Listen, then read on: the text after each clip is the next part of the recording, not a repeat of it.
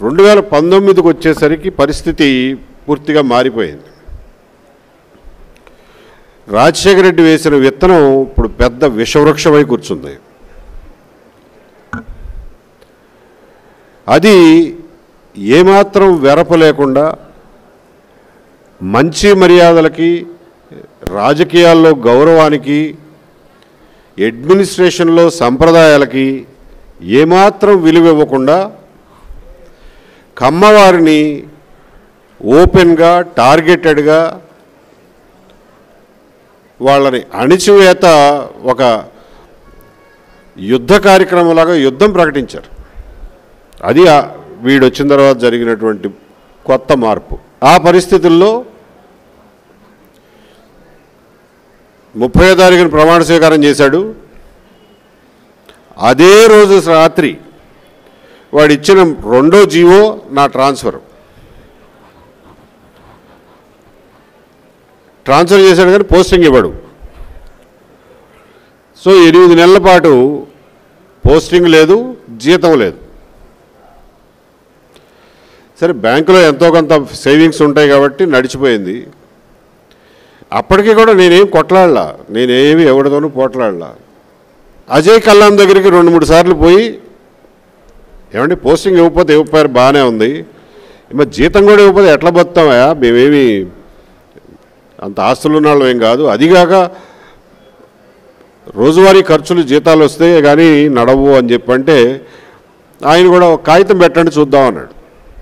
కాగితం పెడితే government file కదులుతుంది, ఏ కాగితం లేకపోతే ఎవడు చెప్పినా ఎవడు వినడు, నోటి మాట ద్వారా చెప్తే అన్నాడు. ఆయన చెప్పాడు కదా అని చెప్పి జనవరి 6వ తారీఖున 2020 సంవత్సరం జనవరి 6వ తారీఖున బాబు నాకు పోస్టింగ్ ఇవ్వండి, ఇవ్వకపోతే కనీసం జీతం అన్న ఇవ్వండి అని చెప్పి ఒక లెటర్ పెట్టా, ఒక్క పారాగ్రాఫ్తో 4 వాక్యాల్లో. ఏ స్పందన లేదు. సరేలే, కొత్త సంవత్సరం పండుగలో ఉన్నారో, తర్వాత సంక్రాంతి గొడవల్లో ఉన్నారో అని ఒక 20 రోజులు ఆగి మళ్ళా 28వ తారీఖున మళ్ళీ ఒక రిమైండర్ పెట్టా. అంతవరకే, నేనేమి కొట్లాడలా ఎవరితోనూ. వారం రోజులు తిరగకుండా సస్పెన్షన్ ఆర్డర్ చేతిలో పెట్టారు. అంటే ఏంటన్నమాట, వాళ్ళ ఉద్దేశం ఏంటంటే, నువ్వు జీతం అడిగే సాహసం చేస్తావా,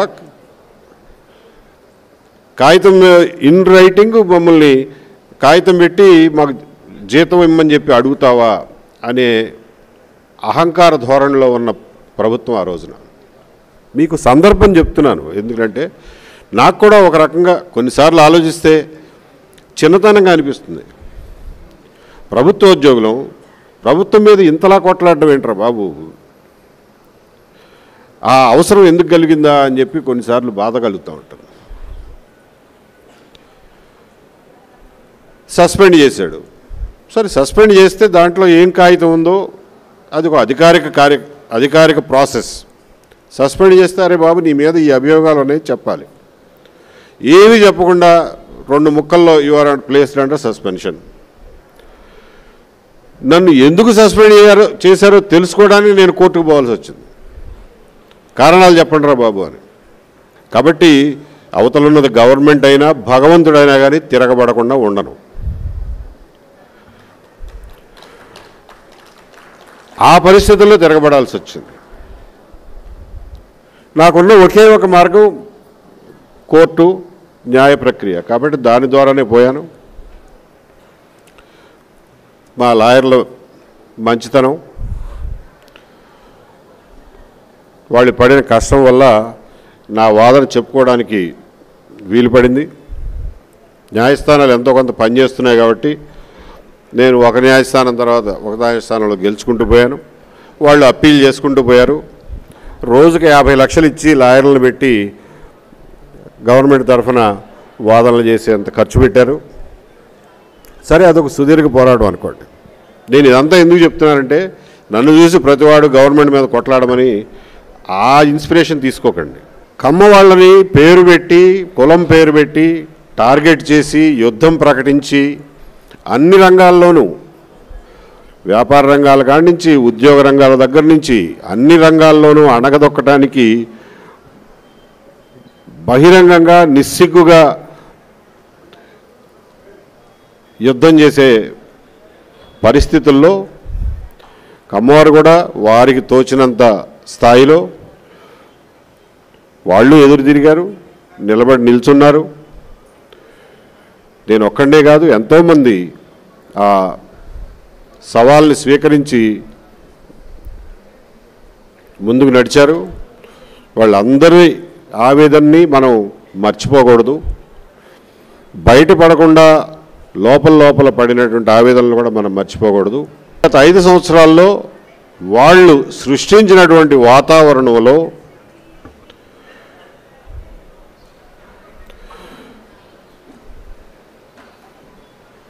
ప్రతి కమ్మవాడు భయపడి డిఫెన్స్లో ఉండిపోయి ఆత్మరక్షణలో ఉండే పరిస్థితుల్ని కలుగజేసినటువంటి ఆ వాతావరణంలో కమ్మవారికి ధైర్యం చెప్పాల్సినటువంటి అవసరం నాకు కనపడింది.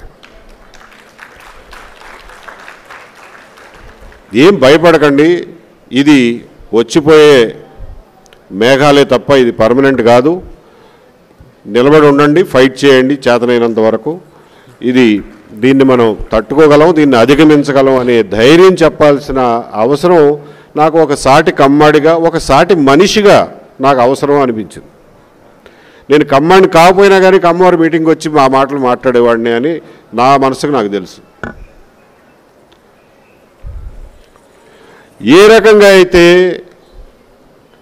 ఆ రోజున ఉన్నటువంటి ప్రభుత్వం, పాలకులు నన్ను ఒక దిష్టిబొమ్మలాగా నుంచోబెట్టి, చూసారా మాతో పెట్టుకుంటే వీడికి ఏం చేశామో అది జరుగుతుంది మీ అందరికీ అని చెప్పి మొత్తం పాలనా వ్యవస్థనే బెదిరించడానికి నన్ను ఒక దిష్టిబొమ్మలాగా ఉపయోగించుకోవడానికి చూశారో, అదే నేను అరే కమ్మోళ్ళతో పెట్టుకుంటే నీకు కూడా అంత ఈజీ ఏం కాదు అని చెప్పి చెప్పడం కోసం మీ అందరి దగ్గరికి వచ్చి మిమ్మల్ని ఇన్స్పైర్ చేయడానికి నేను నిర్ణయించుకున్నా. అందులో ఇది మంచా చెడా, ఇది ఒక పబ్లిక్ సర్వెంట్గా నేను ఒక కుల సంఘం మీటింగ్కి వెళ్ళటం మంచిదా కాదా అనే మీమాంసకి నేను ఏనాడు గురికాల. కమ్మవారు అందరూ కూడా కలిసికట్టుగా దేశ విదేశాల్లో ఉన్న వాళ్ళందరూ కదిలి ఈ దుర్మార్గపు ప్రభుత్వానికి, ఈ రాక్షస ప్రభుత్వానికి, ఈ నియంతృత్వ ప్రభుత్వానికి ఎటువంటి సమాధానం చెప్పారో అన్నది మీ అందరికీ గుర్తుంది.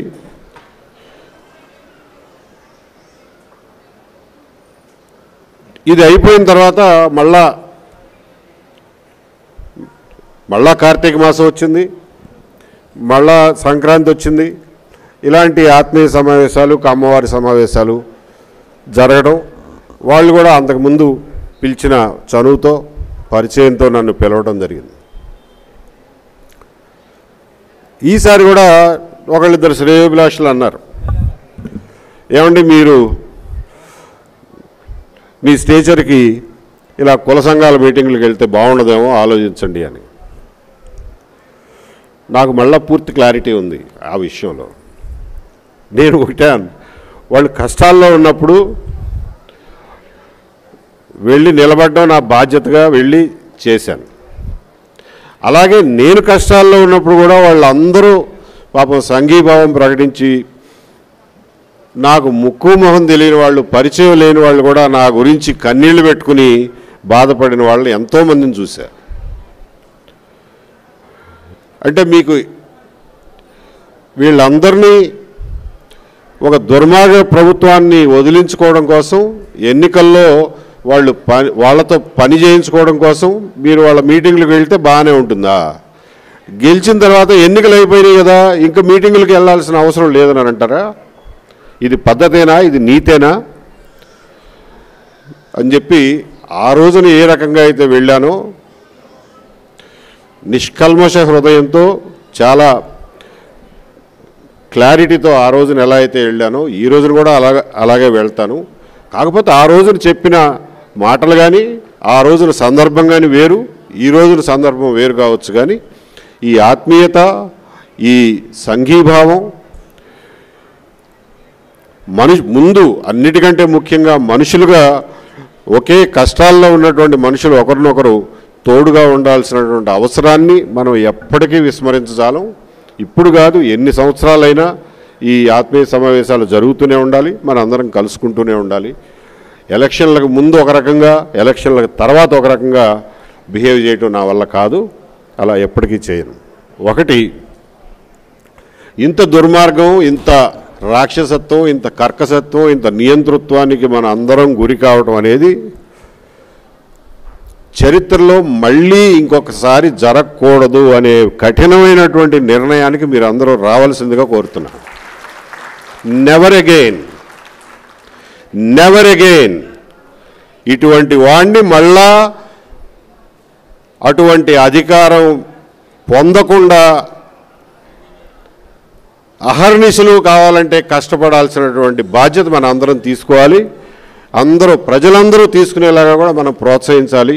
దీనికోసం మనం ఏం చేయాల్సి వచ్చినా కానీ ముందు జాగ్రత్త చర్యలు కానీ చేపట్టాలి అని చెప్పి మీ అందరికీ పిలిపిస్తున్నాను.